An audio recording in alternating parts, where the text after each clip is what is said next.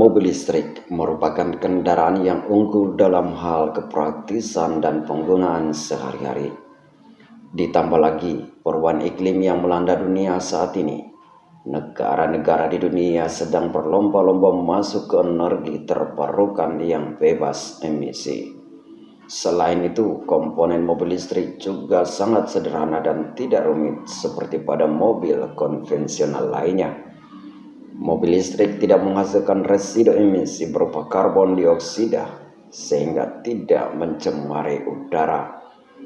Itulah mengapa mobil listrik dianggap lebih ramah lingkungan dibanding kendaraan yang masih menggunakan bahan bakar fosil.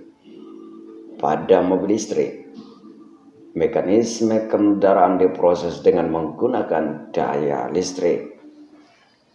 Ada beberapa komponen pada mobil listrik beserta fungsinya masing-masing yang membuat performa mobil listrik melebihi mobil-mobil ICE atau internal combustion engine. Berikut beberapa komponen mobil listrik yang perlu Anda ketahui. Yang pertama, baterai traksi atau traction battery pack.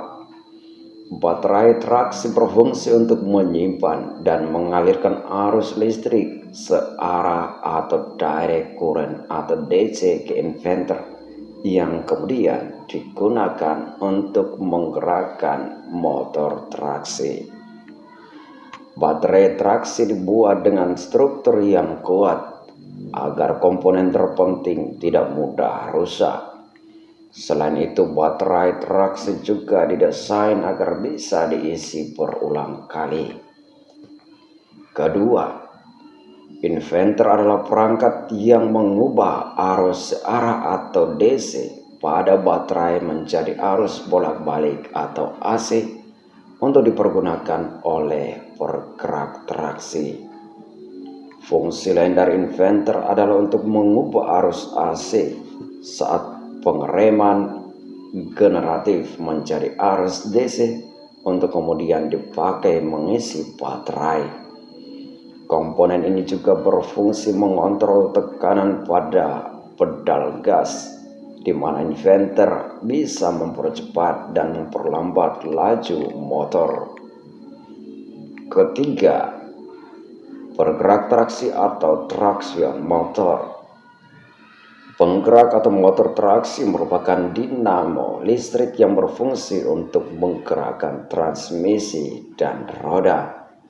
Salah satu komponen terpenting dalam mobil listrik ini bisa berputar hingga 18.000 rpm. Keempat, controller. Komponen mobil listrik berikutnya adalah controller.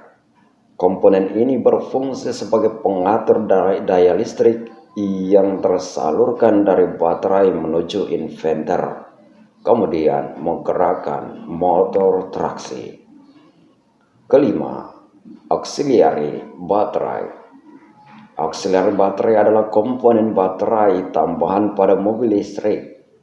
Komponen ini berfungsi sebagai tempat penyimpanan dan penyediaan arus listrik untuk menghidupkan aksesoris mobil yang bukan termasuk komponen utama seperti air conditioner, wiper, alarm, dan lampu mobil. Selain itu, auxiliary baterai juga bisa dimanfaatkan sebagai baterai cadangan jika sewaktu-waktu baterai traksi mengalami masalah. 6. Charger. Charger merupakan komponen yang berfungsi untuk pengisian ulang daya baterai. Charger bekerja dengan mengubah AC menjadi DC lalu disimpan di dalam baterai. Secara garis besar, ada dua jenis charger pada mobil listrik. Pertama, charger on board yang terpasang di dalam interior mobil. Kedua, charger off board yang tidak terpasang bersama mobil. Mobil listrik yang dilengkapi charger on board akan menerima arus bolak-balik, sementara mobil listrik tanpa charger off board akan mendapatkan arus searah charging port sebagai titik referensinya. Ketujuh, DC DC converter. Komponen ini berfungsi mengubah daya listrik DC bertegangan lebih tinggi dan teraksen baterai pakai menjadi bertegangan lebih rendah.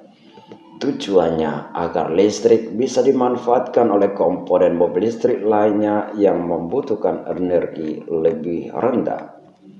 Selain itu, komponen DC-DC converter juga digunakan sebagai alat untuk mengisi daya listrik pada baterai. Kedelapan, sistem termal atau thermal system. Sistem termal berfungsi sebagai pendingin mesin mobil dan mempertahankan kisaran suhu operasi yang sesuai untuk mesin, motor traksi, dan berbagai komponen elektrikal lainnya. Dengan adanya sistem termal, komponen mobil lain akan tetap berada dalam suhu normal, kendati mobil listrik melaju kencang dalam waktu yang lama. Demikianlah beberapa komponen mobil listrik beserta fungsinya yang perlu Anda ketahui. Semoga dapat menambah wawasan Anda soal cara kerja mobil listrik. Bagi teman-teman yang menyukai video ini, jangan lupa subscribe, like, dan share agar video ini bisa bermanfaat bagi banyak orang.